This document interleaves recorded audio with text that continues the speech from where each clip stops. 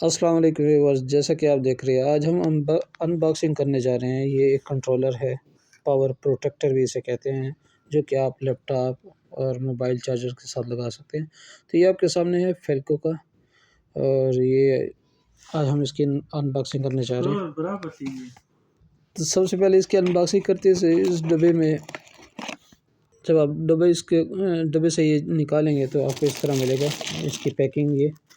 और ये इसकी फिनिशिंग चेक करें। इसके अंदर 2 फंक्शन है। 3 मिनट के बाद ये ऑन हो सकता है और 10 सेकंड के बाद। मीन्स कि अगर लाइट अप और डाउन होती है 300 250 से ऊपर, तो ये आपके जितने भी डिवाइसेस इसके ऊपर लगे होंगे तो इसको प्रोटेक्ट करें। ये 6 एम्पेयर का है। आज इसको टेस्ट करने जा रहे हैं। तो ये अब मैंने लगा दिए, पावर बटन ऑन कर रहे हैं। ये देखें आप,